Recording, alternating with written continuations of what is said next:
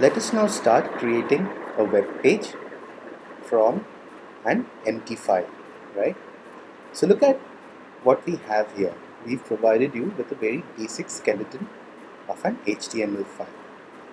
The first line strictly is not an HTML element. All that we're doing here is defining the version of HTML being used to create this particular web page. On line 2, you see the start tag of an HTML document.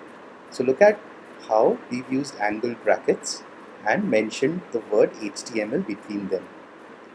On line 7, we actually end the HTML element by using the /. Everything that is contained in an HTML file should be present between the start HTML tag as you see on line 2 and the end HTML tag as you see on line 7. This particular skeleton also consists of two more elements. So note the head element that begins on line 3, ends on line 4, and the body element that begins on line 5 and ends on line 6. We shall learn about these elements as we go along. Now if you hit preview, you will see an empty web page because all this HTML file contains is just the definition of the basic HTML elements with the start and end tags.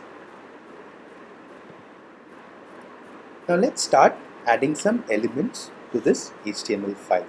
Let's first focus on the body section, right? So essentially we're going to add some stuff between the start and end body tags. Let's start by entering a major heading element. So just follow what I'm doing. I specify the start tag, then I write some text, and then I end the major heading tag. I follow this up by starting a paragraph tag, then let me add some content. So just to increase the amount of content, what I'll do is I'll just copy paste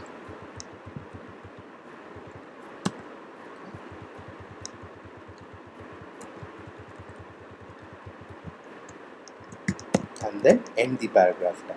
Alright, so let's save this file and hit preview. So there you go. You see the major heading element has displayed the text you had written between the h1 start and end tags in big bold fonts, and that is followed by the content given in the paragraph element, right? Also note an interesting thing. Although while pasting the content in the paragraph tag, I inserted certain new line characters, right? But on the web page, you do not see any of those new line characters reflected. Remember, in HTML, a new line character has no special meaning, and we're going to see how we can insert specific new line characters for purposes of a web page. So let's just move on to the next step. So exactly what I was talking about, right? So far we've looked at the major heading tag by using the h1 element. We've looked at the paragraph tag where we use the p element. Now what if I want to insert a new line or a line break between the heading and the paragraph? So just see what I'm doing.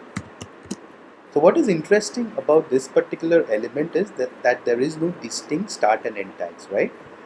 Moreover, there is no content that is associated with this particular tag. So what is this going to do? So let's just save this, hit preview once again. There you go.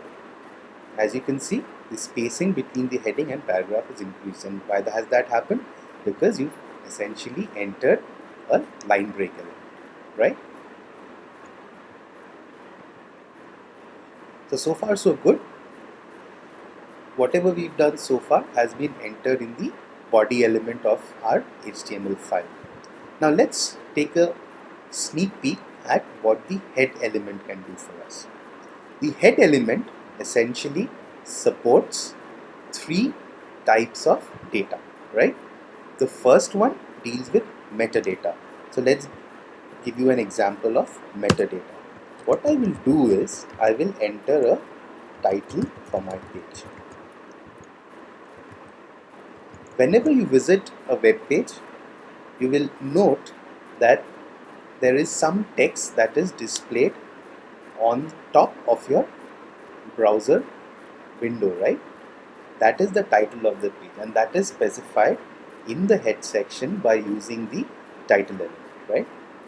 The other thing we shall do is we shall include an external CSS file as instructed here. Don't worry if you do not yet know what CSS is, because we're going to learn about CSS pretty soon. For now, what we'll do is we shall just include an external file in our HTML page. So just save this, hit preview. So there you go. So do you observe a difference? So the page now has a different background color, and the heading also has a different font color. So why is that happening? So let's just take a sneak peek at the CSS file. So here is the body element of your HTML, and what you've done is, as you can see here, you have defined a background color, right, which is light gray. Regarding the major heading, what you've done here is you defined a different color for the text contained in the major heading element. So far so good. Finally, just play around with this HTML file, try out various things that you have learned so far. You can also visit this link for a comprehensive list of HTML elements, right? At this point, I would encourage you to pay special attention to these elements, right? The ones that are specified here. Just read about these elements on this link and experiment with those.